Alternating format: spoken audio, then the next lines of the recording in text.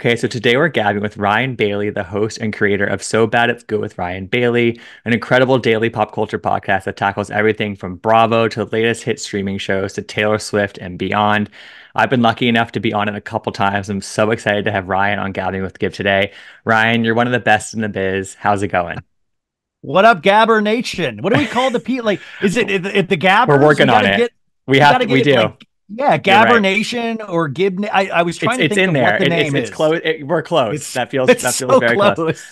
But by the way, everybody that listens to this knows that Gibson is the best. Like he Ah, truly is. It's one of those things that you have a conversation with Gibson and it travels down from his social media to his conversation. And you are one of those people that I've always looked up to in the ah. industry, and I will always take notes on how to interview, or you're so concise with your thoughts in the written word as well. And I even Mhm. just subscribed to your Substack last month, and I've been blown away. It's been so great. Sorry Oh, to you're kiss the your butt at the best. top, No, but that's no, you can cut that's all of this listen. out. Cut all of this Let's out. go for an hour. I'm good. Yeah. No, that's really nice of you. And Ryan, the last time we were together in person was at a PF Chang's on the Las Vegas Strip, the last day of BravoCon. The magic of a PF Chang's. You, me, Dylan Hafer, and Sarah Galley just having some noodles. I said that was the perfect way to end BravoCon for me, though. It was like this kind of nice rehash of the weekend, the crazy weekend events, and that it Totally was agree. nice to not have Bravo celebrities around us and just kind of recap the weekend. That was actually one of my favorite moments. No, we let our guard down at that dinner. I think we were just like, all right, we're good. We're hiding out in the back on the literally the back table at this restaurant. Yeah, so that was last time we saw each other. But so like, I feel like since then, the year ended with like all of these shows airing and premiering around BravoCon, and then we took a break at the holidays for like a couple weeks. But then I feel like this year has just been like roaring back. It's like I'm kind of back to the like I'm tiptoeing into the overwhelmed territory again with all of our shows. How are you feeling with that with the start of the year? I'm exhausted. Like I feel Yeah. like it has been nonstop, and that's the best problem to have. Yeah. But it's also one of those things that you get really prideful. Like I have nothing to do with Bravo, but I'm so prideful of it. Like I love that it is part of the national conversation. I love that Salt Lake City had the season that it did. Same. Southern Charm was one of the most really such an amazing reunion part one to watch. There are so like gems, even like the success of the Traitors on Peacock. Like Mm. we got the ratings said it was 75% up than last year's ratings, and Wow. that stuff makes me so proud. But it is one of those things that you're like, the personal life completely taking a hit. Watching narrative storytelling is taking a hit. Like we're supposedly in Oscar season, so it's weird. It can be a full-time job watching Bravo itself right now. I know. And then keeping up with all the announcements and the trailers. And I mean, we got the Summer House trailer. We just got that we were Oh talking before we yeah. started the Valley trailer, which is the Vanderpump Rules spinoff, which clearly was intended to feature more of the couples with the OGs, I believe, who had purchased houses and moved to the Valley. Now it's just kind of like the Jackson, Brittany, and Kristen show, which I'm not sure. I'm not sure we needed that. Where are you landing on the Valley? We're obviously all going to give it a chance to some degree, but where are you landing on it right now? Well, see, I'm cautiously optimistic. Now, Okay. the thing, well, the thing with second screen technology where Bravo, it kind of depends on us, the audience, and it's Yeah. one of those things you have to get past that first wave of negativity. Like so online, like, oh my God, what is this? Oh, over my dead body, I'll be watching this. And I'm like, no, we'll all be watching this. It's all going to come down to relationships and story. And that trailer did not give us any of that. It didn't give any actual footage they filmed. It Right. was kind of a joke thing of Jax driving a kid's car around the valley, looking like a serial killer, and Giving waving at adulthood a couples. try. Right, Yeah, exactly. yeah. It's like what is it? Somebody ran like he's 44 years old. He's all Yeah. right. He should be on his He has a third try of child. adulthood. Yes. Yeah, but so like listen, if the show is good, if those relationships are solid, Yeah. we're all going to keep tuning in, but the trailer doesn't give us any hint of that. I think we sometimes have to step away from the immediately crapping on something before we see it because we've been wrong as an audience so many times. Just take Salt Lake City for example. We Totally. all went into this season thinking, myself included, thinking this is going to be trash. There's no way this is going to be good. And it turned out to be their most solid season of the four seasons. Yeah. No, you're so right. And I think I agree. I want to see the actual footage. And it's a weird concept because it's like we have like it looks like at least two couples that we've never even met before, and Yeah. it's a Vanderpump spinoff, but we don't know who these people are. So we're gonna give it a chance. We're gonna give it a chance. But it for me, it's just sort of like having Jax as an anchor of a show is not necessarily the most appealing idea, but Then what's the other I thing? like Kristen's energy, and I do like Brittany. No, Kristen has really kind of done a really nice 180 in terms of Yes, the fandom appreciating her. I think she's realized certain mistakes she's made, and she's been like a fascinating puzzle piece in terms of how to approach Scandival as well, having dated Sandoval. But the thing with Jax is, and what I always question is, is it worth potentially ruining your great family that you're so proud of to be on television again? Because which Jax are we going to get? Jax always does this thing where he's like, well, I'm playing a character. I was the bad guy. And it's like, no, man, that was you, but you just don't want to admit it's you. So are we going to get character Jax? Are we going to get real Jax? And it's going to like, whether we like it or not, it seems like they are hinging the show on Jax. And that's a totally. big thing to put on his shoulders. And you already can see that obviously it's going to be in the spring. So it's going to be on one of the tail end of the Vanderpump Hmm. Rules episodes where they'll have a connector scene like they did with So Beverly true. Hills, with Sheena being that connector from Brandy.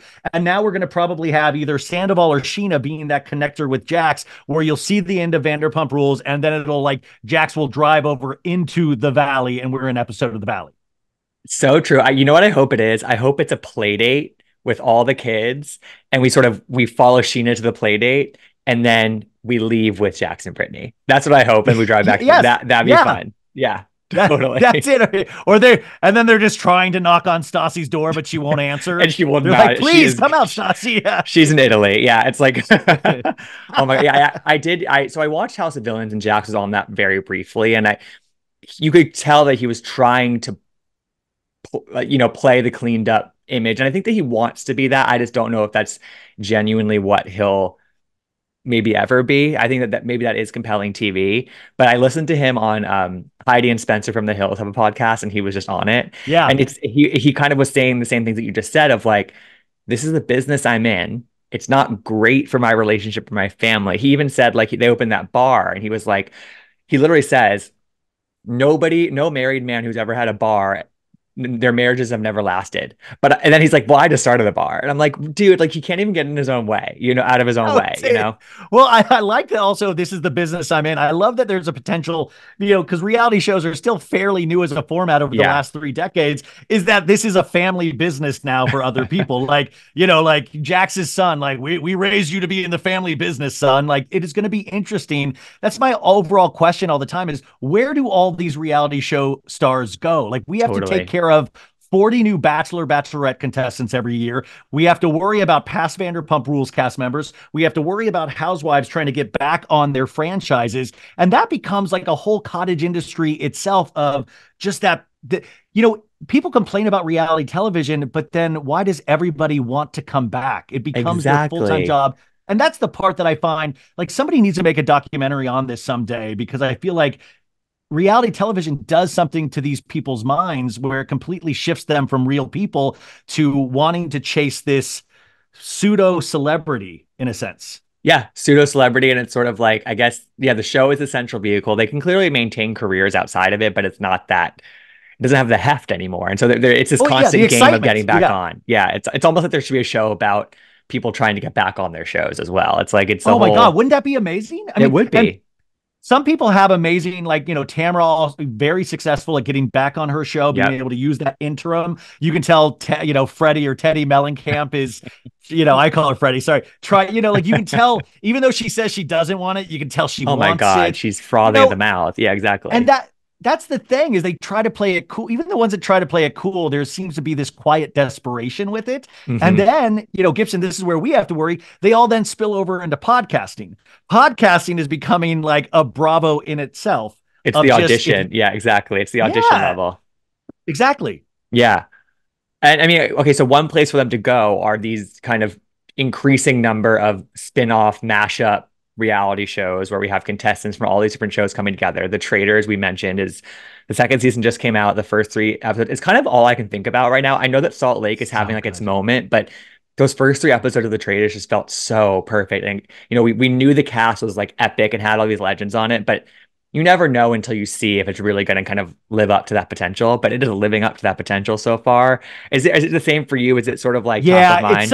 it's such a breath of fresh air, Yeah, and it's one of those things that they did such a great job with the casting in this is so dead on with contestants from The Bachelor, Survivor, all of our Bravo shows. Somebody from Big like Brother. Parliament for God's sakes. Yeah, So it what? gets us in that way. But then Alan Cumming also commits so hard as a host. He commits and it works. And then the challenge, like it's kind of a blend of so many great shows. And like you could also point to House of Villains, but House of Villains also has like kind of like a tabloid gloss to it. And there's like Yes. a cheesiness to it. And I don't mean that in a bad way, but the Traitors takes itself so seriously, and it should. And you have these, what I like about Ultimate Girls Trip, you get to see these characters from a different light. You almost get to appreciate Larsa from a different light Oh, of 100%. Yeah. avenging Marcus Jordan's death, and she comes to life, and all the Phaedra of it all. You get to appreciate these great characters in a different light. But yeah, and the frustrating thing is that Peacock really learned from last season where they dumped it all at once, kind of. Hmm. And now they did the first 3 episodes, give you a little taste, and now they are going to have one episode per week up until Wow. March.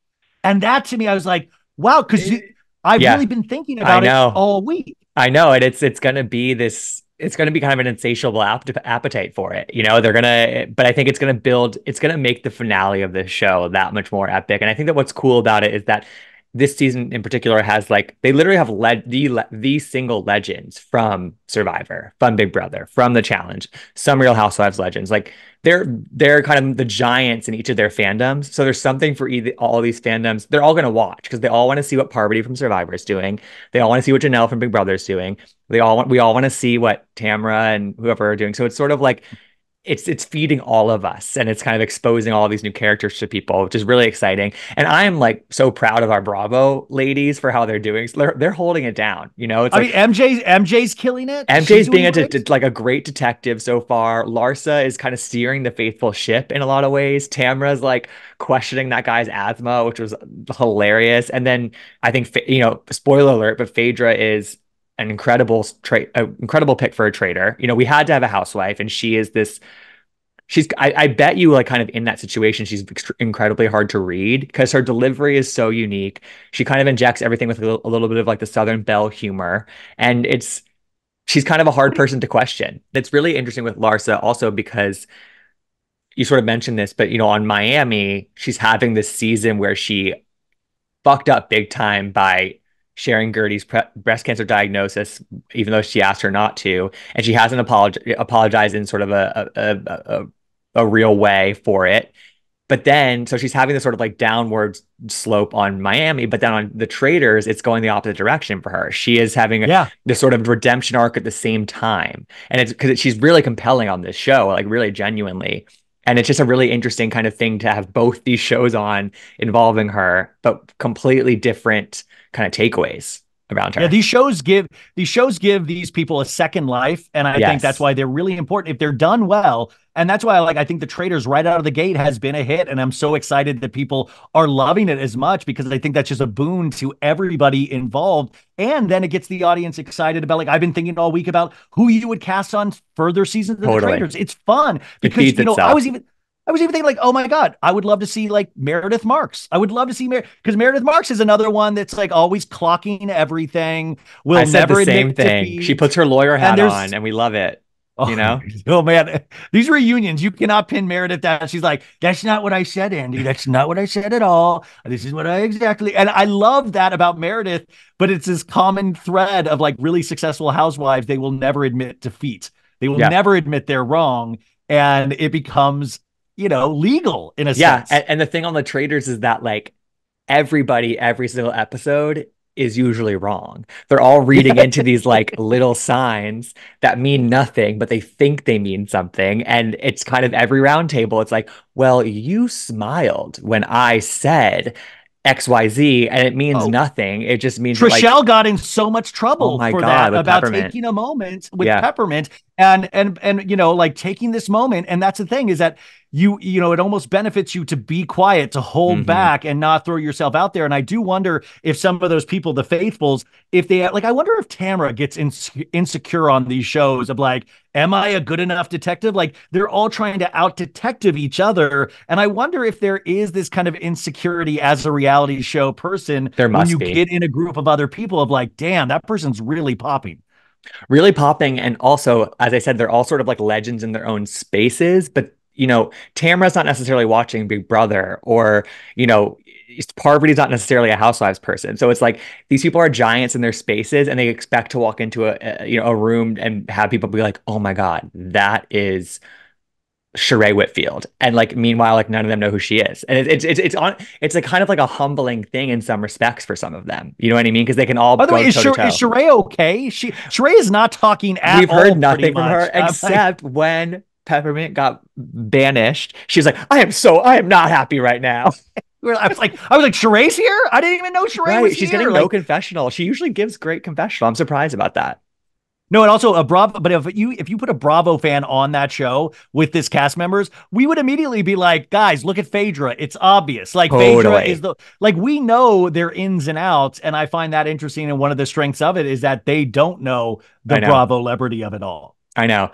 The last thing I'll say about the Traitors is like, I was kind of upset that Marcus got murdered so early, because I was excited to like see less him and Larsa, but just more him like kind of operating on his own, because you can't really play the Traitors as like a couple. I don't think, like, I think that they kind of would have had to separate themselves a little bit. And like, I think he's a great guy, and like I was just upset that we didn't get more time to sort of like see a new side to him outside of just like couple scenes with Larsa on Miami. You know what I mean? Yeah, it is. It is interesting, and I mean, I like to. Their relationship is so hard for me to figure out. Like, I mean, they really do seem Yeah. obviously equally obsessed with each other, Yes. and to have that and also just the commitment to decide that you want to be a reality show couple. That's the thing I keep going over is that there must have been a conversation where they're like, we are so all in this relationship that we are going to take our relationship and make it for public consumption. And obviously, the blueprint is Heidi and Spencer. But that's my thought of like, and also just the thinking of Michael Jordan at the end of the day of like, it's already bad that you're with Larsa Pippen, True. like, but now you're actually going to be on multiple TV shows, podcasts. And that's the thing of, and I also like that Marcus was like, listen, it's they must have saw me as the biggest threat here. And I like that he was kind of tickled by that. Yeah, that's But true. you're right. I would love to know Marcus a little bit more. Definitely. All right. So excited for the Traders. Do you have anybody that you have your eye on that like isn't as obvious that you're kind of low key impressed by?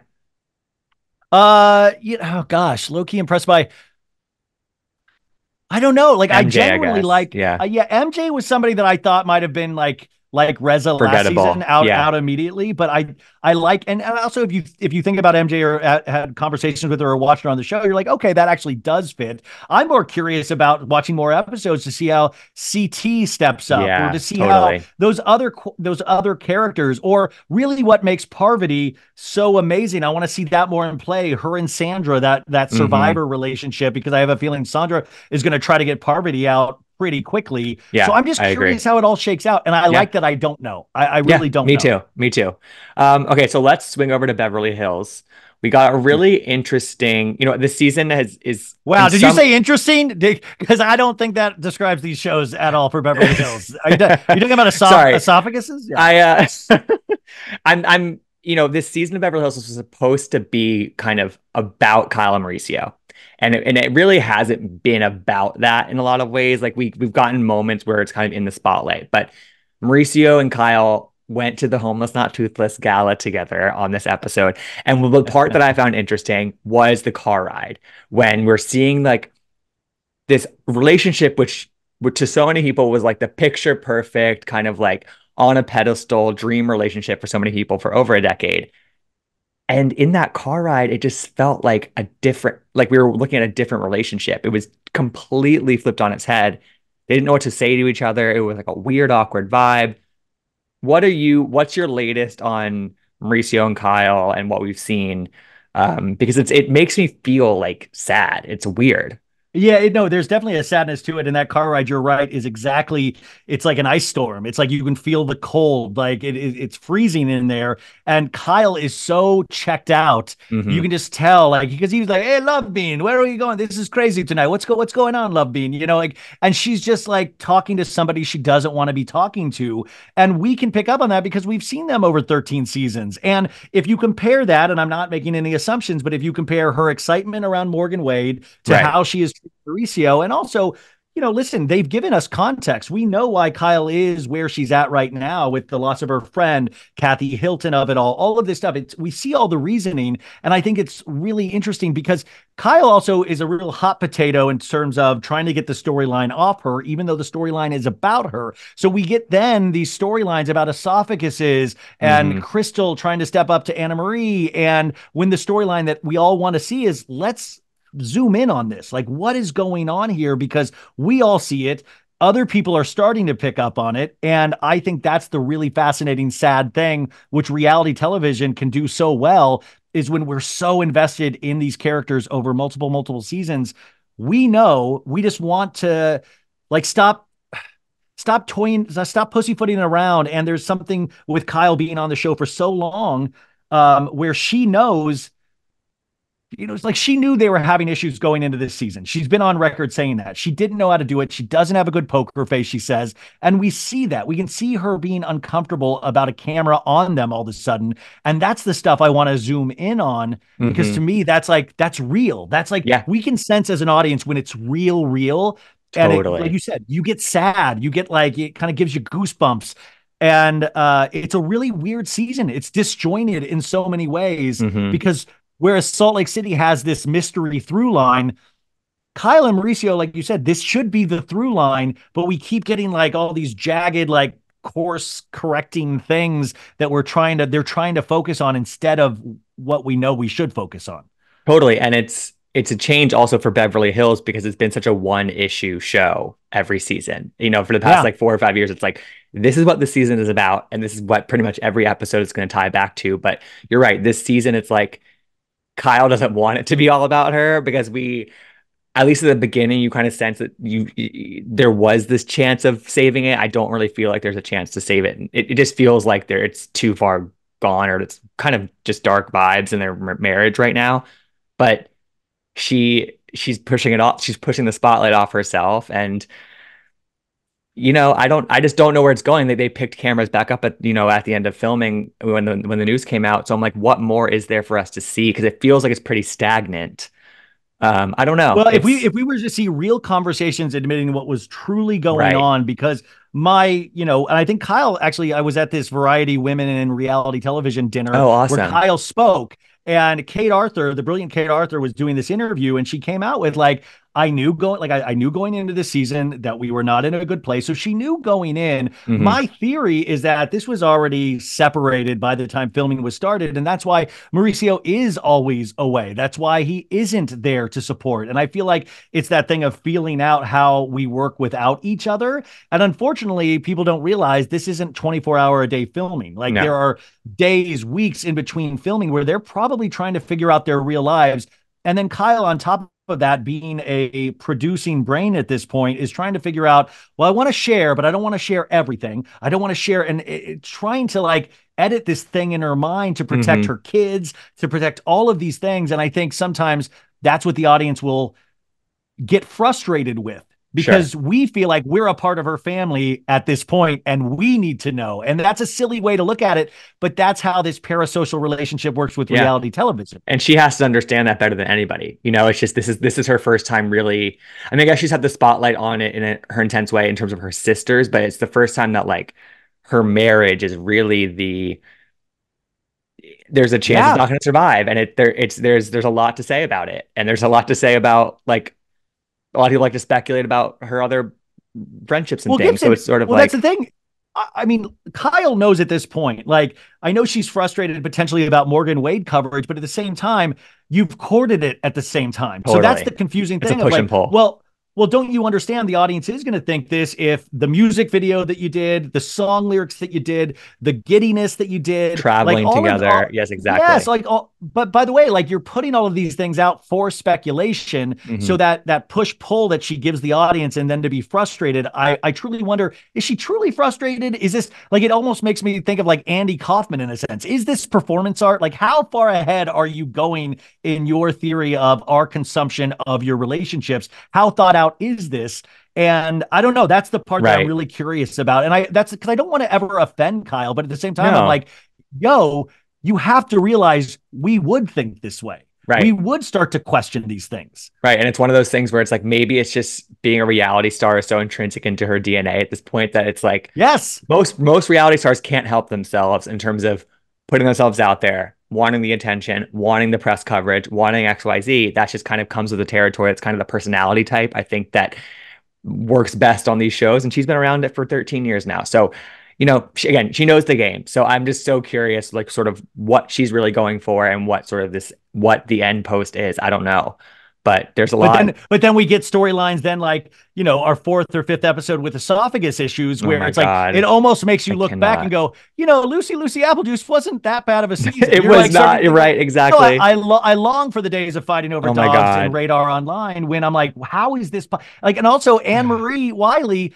I mean, at this point, I think we can say a solidified flop in a lot of ways Yes. because it And seems like always. bad improvisation where all these ladies are looking for that storyline. So once we get on the esophagus, they're all like, ooh, that's something, that's something. And I almost feel like, did the producers lead them in the wrong direction thinking that this was interesting? Because every time it gets brought up now, and you're leaving Anne Marie Wiley hanging out to dry where Oh I my think she God. thinks she's really doing something. You're right. During filming, that she thought that she was Oh, like, all right, fire. I'm on I've fire. got my fucking storyline. I'm in it, blah, blah, blah. I'm going after Crystal and Sutton. Like it's happening. Yeah. Let's fucking go. And it's completely the opposite. It's one of the worst storylines we've had in a very long time. And my only thing that I like about it is that it got Crystal activated in a real way for the first time in a while. That's the only thing that I like about it. Well, and what did you think about Crystal calling her saying bitch, saying like, you're such a bitch? And what did you think of that? Because we finally got Crystal to really get activated in the Yeah. Lindsay Hubbard I way. yeah. But I what did you liked think of that moment? I you know what? I liked it because I thought that like, I actually really like Crystal. I think she's like a really amazing person, but I think on the show we see a really buttoned up version of herself, and for her to like let that fly kind of in the moment, maybe she had a cocktail or two. Like I found that refreshing because it's a slight crack in the like hyper control that I think that we get from her a lot, which I understand, but her it's I wouldn't necessarily call it a mistake. People, these women call each other bitches all the time, but it's like it's not something. I don't think it's something we would have seen her do even Yeah. It's 5 shocking episodes coming from ago. Crystal. Yeah, She's always so neutral, where you'll have like right. neutral great, neutral bad, and she's neutral neutral. And I always call her a reliable narrator, where I'm like, if it Yes. comes from Crystal, I can usually trust it. And that's what's exciting because she's also the voice of the audience in some ways. So Anna Marie comes off, whether she knows it or not, there's a bully element to her. And so when she thinks she's like, wow, I'm really coming down on this esophagus, I think even the audience was starting to be like, yo, BITCH, what's up? And so for Hmm. Crystal to do that, I think it really shows like, listen, this isn't working. It's going too far. And you need somebody like Crystal to have that moment. And then it kind of activates us, obviously, into the next episode when they're in Spain, where this fight Yes. continues. So I'm like, okay, so even the esophagus, maybe we can make some good out of It this, can where they'll lead to have some good something. interaction. Yes, Yeah, exactly. totally. Yeah. It sort of opened up the crack in that relationship that we were always going to get maybe. And like, cause they don't seem like people that would necessarily mesh. And, it's really interesting to me that Anna Marie, we see her call Crystal. She accuses Crystal of saying, "You're using me to be relevant." She did the exact same thing to Dr. Nicole in an interview with Page Six like 2 weeks ago when Dr. Nicole released that video responding to the whole esophagus thing. And I'm like, again, she thinks that she's doing something that's really sort of fresh and new, and I'm just sort of like, you're rehashing the same insult, and you're in Yeah. your first season, halfway through your first season. So I I don't know mean, if she has and it. also to be proud of your husband calling you an 8.5 in every That was category. tough. to lean into that is so, and by the way, that's the stuff that I find fascinating about her, of like, well, what's that all about, that you're actually being like gaslit every day of your life into an 8.5 area, that I think is fascinating. But she's so confident in everything that she does. That's the stuff you kind of want to zoom in on, and I don't think we'll get there. And I truly think, I used to think, and I still do to a degree, that anybody that gets hired on a housewife show should be there for 2 seasons, because we never get the full range of who they are until after that second season. But with Anne-Marie, I think I would be willing to make an exception and just get her out of there. Sure. Yeah, I'm with you. And yeah, I'm totally with you on that. She's kind of giving me like Diana Jenkins treatment. One and done. Don't need you. You're not affecting the show in a big way. Let's give your spot to But you think somebody about else. Monica Garcia. You had this brilliant comment of, I think you were the one that originally said Monica Garcia, potentially the most successful one and done Yes, housewife. most impactful one and done housewife. Yeah. And I thought, and if you compare, I talked about this on the show, if you compare Monica and Anne-Marie, both potential 1 season housewives, man, Monica going out in a blaze of glory that we'll talk about her for decades to come. Anne-Marie is just so like, this is not the way to do it. This is not the way to go. And by the way, it's reality. So you're throwing your hat into the ring and you really don't have guidelines or a way to go, but this just isn't working.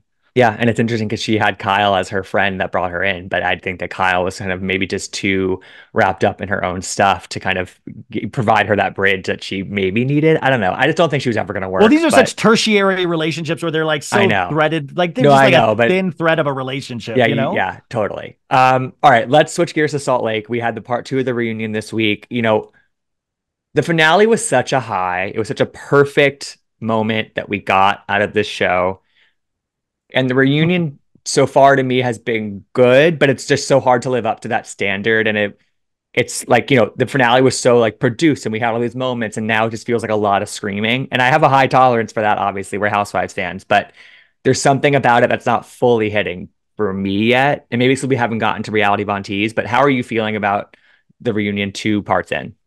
Well, I mean, you said it exactly. We end on this high note of receipts, proof, timeline, all of this stuff. The phrasing that captured the hearts and souls of a nation, and then we go in and we let the air out of the bag. We're all pumped up. We're primed. We're like, enraged. We're all of this stuff. And then you kind of like let that air out. And that's why I was like, almost like, man, if they were going to wait for the third episode to do the reality Von T stuff, air back-to-back nights. Like, let's get it all out there, because I think we are then on the edge of our seats anticipating the information that is yet to come. So if you had the reality Von T stuff not a part of this, so far, great reunion. If you look, okay, we got fights between Lisa and, like all of these different things. You have Mary coming out, but at the same time, we're all just thinking about reality Von Tease. Even Heather pulling out audio clips, and obviously Lisa Barlow going, pull out the audio, Heather, do it. Like, so obviously Lisa knows every piece of audio that Heather has. So they've met before. And by the way, those are the things that I feel like robbed from the reality show audience of like, show us those meetings, show us the planning, show us the backstage in the glam room. Yeah, exactly. Those are the things.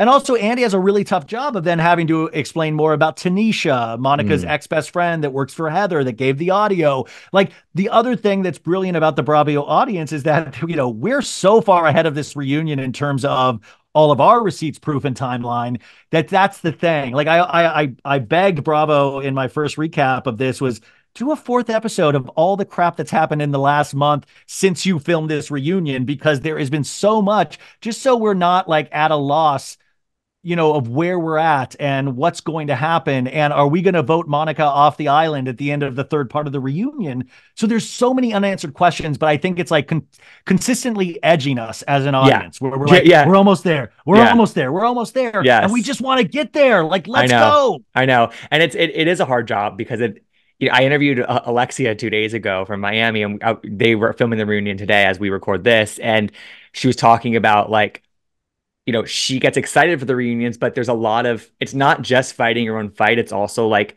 you have to kind of do the work to fill in the audience that doesn't pay as much attention to like the social media stuff. And they just kind of watch the shows, so like, and on this show, it's like, that is a really tough job to be filling the viewer in on all these receipts, proof, timelines, and screenshots. Well, like it's a lot. Right though. And Gibson, that's what I always think about. Like, I've always pitched this idea, and like, like you, I would like you, Dylan, Sarah, all these people. Like, there needs to be Bravo Action News one time a week where Totally. we catch everybody up, like a best week ever, where we have commenters of like, this happened in social media between Alexia and Marisol, and then you go to Gibson for a comment. You go like, because I think there is something to be said of, even though I have this delusion that everybody is so plugged in, the reality of that situation is that they're not. And we do need to catch up the audience at a certain point of like, this is moving so fast. And Bravo is starting to do a really good job of capturing that wave. But at Hmm. the same time, I feel like we have so much further to go Yeah. because we don't want social media to surpass the actual content.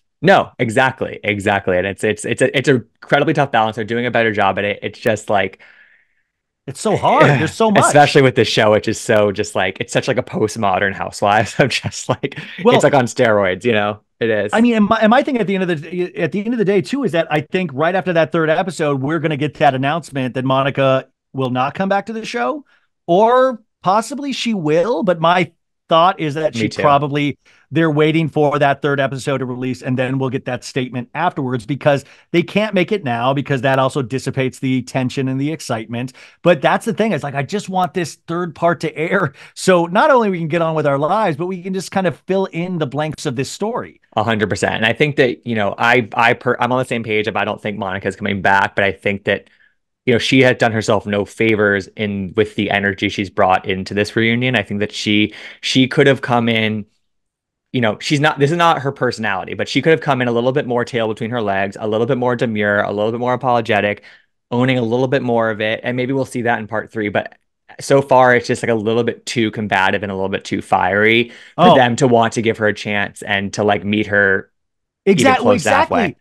I do these line by line recaps like they're like plays. And my thing was every line with Monica will usually be like, bitch, you didn't know this. And I'm like, Monica, if you cut out that bitch, your line here actually makes sense and it gives us context. But the bitch throws Hmm. everybody on that stage off. It throws the audience off. And I'm not trying to be an old fuddy duddy, even though I am. No, but But it is that thing of presenting the information. You have to play the game a little bit. And when yeah. her and Lisa get into that back and forth screaming, like, Def Comedy Jam, like argument where they're just hurling curse words, which is so exciting to hear on Peacock. It's like the same Yes. note again and again, where it doesn't do herself any favors. I'm still of the mind, and I think we're in disagreement here, is that listen, none of those ladies on that stage, nor housewives in general, nobody's above reproach. They've all No. done really bad things. This is actually weirdly bad in a new, different way, but nobody on there is angels. And I also think it would be interesting to see her back just to watch her face more of that music, to see where those cards lay. And like the reunion has done a good job, just like with Kyle, where we're presenting the context of her mom, obviously, her dad leaving, her marriage, her assault, all of these things kind of lead up to how she speaks and why she speaks the way she does, why she is so combative, and Hmm. then why she probably eventually chose to go the wrong route and to try to take down somebody that she felt was getting more than her. And Right. then I don't know that part. I No, think that's they've very done a good valid. job That's of very painting. valid. It's like I would love to see what happens next in this whole situation. I really would. I'm just worried about like the not the precedent, just sort of like the slippery slope that it would represent in bringing her back in terms of like, you know, this a fan page made it onto the show, lost the trust of all of her castmates. And I think that if production decides to bring Monica back, I wonder if the other women lose a little bit of trust in production. In some, I don't know. That's total Well, and you've speculation, talked to but it's housewives as well. Is that like yes, they already are? Sometimes they're it's not like everybody thinks. They're already confused if producers even like them, if they're right. doing a good job. So they're already in this insecure space. So Yes. that's. But I still am wondering what the reality Von T's account like. They're like, we've stayed up nights worrying about this account, and I remember that account with the Jen Shaw stuff, but I'm still a little confused and murky. And even last What night when they said Heather's about the playing, other women. Yeah. yeah, Yeah. when Yeah. Heather's playing that clip about supposedly Mary, it sounds like to me, Monica is talking about this person said something about Mary, and I want to DM Mary that they said this. And that's why I was like kind of pleading with the audience of like thinking about context. You can cherry pick clips and really make anybody look You're very right. bad. And the thing with Monica, sorry to overtalk here, Gibson, No, I'm no, just no, no. excited, No, I is want this. I the way she's cursing, it takes away from that argument, because there's a good chance if she had chilled out, she could almost become a martyr in a sense, because you could make the argument that all of these ladies are now doing exactly what these 6 people in reality Von Teese did, plotting against somebody else's downfall. And if they let Heather hang herself a little bit more, you would see that I think Heather knew a little bit earlier than she actually said. She was in possession of this audio a little bit earlier than you could make the argument that Heather got obsessed at one point. And Heather, by the way, Heather and Whitney, huge fans of Housewives before Salt Lake City. They know how this game works. Heather, weirdly enough, is the reliable narrator on this show, like Crystal. It's just that Heather actually kind of vacillates between really liking being popular and then also realizing that it might not be everything that she had always wanted it to be. And that's fascinating. You just spit out a lot of really good theories and a lot of really good Sorry, I'm second. No, I agree about Heather. I think that Heather is the voice of the audience, but I think that Heather's kind of Achilles heel is wanting to be liked and worrying about that too much. And that's not something that I actually don't think Crystal thinks about that very often for herself. I don't think she cares. And I think that is what separates them. And I think that's kind of what got in Heather's way at so many times in the past, like with Jen and stuff, and worrying about how it all came across. And I think that's why this season has been such a redemption season for her in my eyes, in terms of like that black eye stuff. People were fed the fuck up with that. Like they were over it with Heather, and that they were so done. Her allegiance to Jen. And then she came into this season at a low, and she kind of, I think it's impressive how she built up to this moment. And if she knew earlier, I could absolutely see that. But I'm still very happy with the way that she handled this and released this information, showing that she is like stepping into her power, recognizing that she has this elevated, more on a pedestal, position on the show. I at least she's sort of reading that. You're right. But I mean, she rules Salt Lake. She is, next season, she will be the #1 housewife in Salt Lake City. I totally agree. And it's interesting, because then it's like I compare the core 4 of Salt Lake, who are through 4 seasons, with where the core 4 on Potomac have gotten us, which is to a not great season. It's sort of like how long. I'm just so curious how these two sort of runs of the core 4 OGs, sort of how they compare to one another at the end of the day, because they're only halfway to where Potomac got, and Potomac got through 8 seasons with 4 OGs. I think it's incredibly impressive. But like, how long can the Salt Lake City women keep this up of like juggling the new dynamics and keeping it fresh and interesting and whatever? Because the Potomac women did it for a very long time, and I think this is the first time that it's sort of not working for them. But the Salt Lake women, maybe they have it in them. And in what reality, and you can pull Vanderpump Rules into this, is if we're looking at this as actual real life, some people just aren't meant to be friends at a certain point. Right. Like, guess what? When you're a bartender and a bar back, you're not meant to be friends for the rest of your lives. It's usually those people you had a good time with, it's some bonding crazy times. Yeah. And it's the same thing. Like, Candace is not going to ever get over, like, I mean, like it's really wild and kind of real, but at the same time disappointing, because you want them to get back to those good times where they work together as the Avengers. And it is so, and more than that, it just, the audience is now being fed so much good TV that we can tell almost immediately when it's not, you're not feeling it. And I am always of the, like, no show left behind. You never give up on a show. I totally agree. I will never give up. That's never going to be an issue for me, and I hope not for other people. But we do know when there's better seasons and not. With Heather, though, back to her last night, she talked about, or Tuesday night, she talked about, the mom. She knew going on to this show, it would have the relationship with her mom continue to be very like here and there. And that's the thing with Heather. That's what I always think of. Like, has it been worth it? Has this dream of choosing the book and talking about the religion and TV, has it been worth losing some of those relationships, some of those familial relationships? Is it all it's cracked up to be? Is it all you dreamed it to be? Because I read her book, and she says Andy Cohen's her God at one point. And that's the thing I always want to know. Has it been worth it at the end of the day? It's a really good question. Bad Mormon too. She has to answer that question. Electric Boogaloo. Yeah, let's go. There we go. It's happening. It's happening. Exactly. By the way, you would do a great interview with Heather. You got to get Heather on. I did her at my old show. I think for last season, maybe. She's a good interview. Yeah, she's a really good interview, but I haven't read her book. So maybe I should read the book first. I feel like that's one of her first questions for people these days is if you read her book.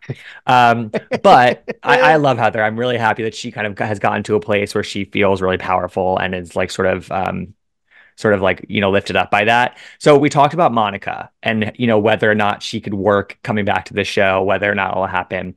And I said that I want to talk about this. You posted that Real Housewives franchises should be able to trade housewives to different franchises like sports teams do. Yeah. Did you have somebody, was Monica in mind when you tweeted that? Did you have somebody in mind when you tweeted that? What was Well, no, the so like catalyst there? I've had like I've been doing this show for 4 years. This like idea was on my second episode. I've always thought I've not been a big sports person, but what I find fascinating Right. about sports is that element of being able to trade people, being able to think of it as teams. And sometimes when you think of something like Potomac, well, like, hey, maybe this is a time where we actually really just do a crazy experiment because you think about you think about OC with like Tamra, like nobody seems to really be able to like punch Tamara's clock in the sense of like really pin her down and go, hey, you exhibit the same behavior in every season, yet nobody really is able to call you out on it. Okay, well, why don't we take why don't we take Giselle or why don't we take somebody from Zoe and put him over in OC as a foil to this Mm, person if we're not getting that casting? It's an impossible idea, but it's something that's so exciting to think about I know. because if they're going to do Ultimate Girls Trip, that's fine, but you're like sending them off to a different location. Let's see how they do. Like, let's see if we can get Atlanta. Like, we send Erica Jane to Atlanta. Like, is she going to do Kim Zolciak? Is she going to get in there, or is she going to be completely stomped and go, girl, what are you even doing? Because I think sometimes they get in a rut being in their own iteration Totally. I location. agree.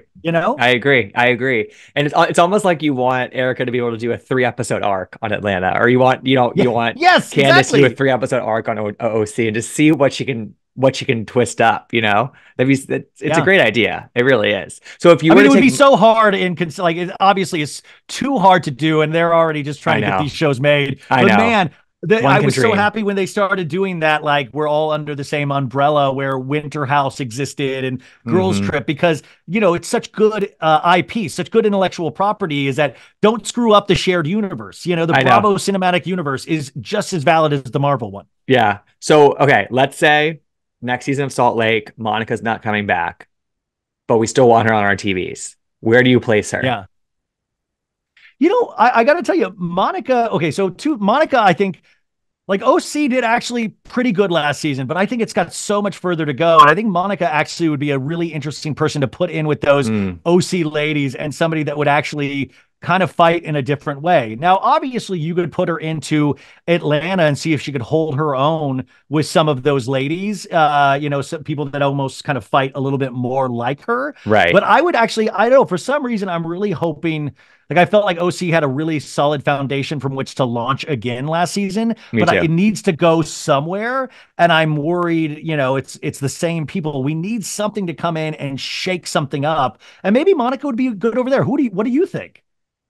I could see that because it's I think Noella sort of had that sort of quality that was a little bit more reckless in her words and like just kind of said whatever, but she didn't quite work there. But maybe Monica could hang in a different way, I think, because she has the X factor that I don't think Noella ever had. I Yeah, would mean, Monica have a scene crying by a river like Noella? Scream, no. ah! Where could Monica work? I mean, I think Monica could work on honestly most of them. I To be mean, honest, honestly, oh, not also throw Beverly her Hills into of New York, but Throw her into Vanderpump Rules. totally Throw put her, her, yeah, you know? totally put her in the summer house. Like, but Oh my I God, could see her yes. I could see her, sparring with Margaret Joseph in Ooh. Jersey. I could see her sparring with Kenya in Atlanta. I could see her going at it with Candace. She has a lot of potential. So maybe Well, it's the it's also a Traitors great way to roundtable. I don't break know. up. You just brought up Jersey. I forgot, like, to break up those old fights that we see season after Yes, season. Like, let's send Melissa or Teresa somewhere else. Like, obviously, we're not totally. going to get anywhere with this relationship ever. And for us to think otherwise, we're completely idiotic. So let's Completely get them idiotic. off and get them somewhere where they can succeed, solo. Totally. Well, Ryan, we're blessed by the Bravo gods right now. It's quite a time to be doing what we do. But I really appreciate you taking the time in this busy Oh my schedule. God, I was so excited for you to ask. And wait, I just thought Bravo needs to do an hour where it's just called nap time, and they just air a black screen that we can Listen, sleep during. we sleep to the yes, soothing sounds of Heather's monologues on the show. give us a permission to sleep. Like nap time with Bravo would be a great show. I think it would be highly watched. I'd love it. Midnight to 6 a.m. I mean, or like maybe like the 4 to 5, p.m. like before our prime time. That's what we're doing. Tell everyone where they can listen to your podcast, follow you, all the things. Yeah, no, So Bad It's Good with Ryan Bailey. We just moved over to Betches like 3 months ago. They're awesome. You can follow So Bad It's Good with Ryan Bailey on Instagram. We got a YouTube channel. You can find all the stuff on the Instagram, but there is so much content. So just pick and choose what you like. We had Mark Paul Gosselaar on this week and Shanola Hampton from the NBC show Found, which I dug.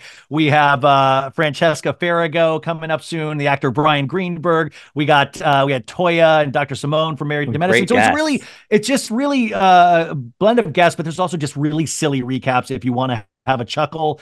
Just check in with what you like and see if you like it. But if not, just listen to any podcast, and also make sure you hit the 5-star button on Gibson's podcast and rate and review this, because that is so important, especially for a new podcast, people. It's just a real click hit with your thumb, and that's all you have to do. But we want more good podcasts like this.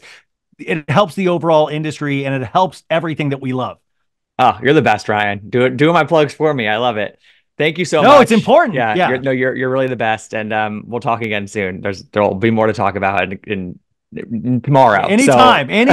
And whenever right. you want to come back on, let me know. I'm down. All right. Thanks, Ryan.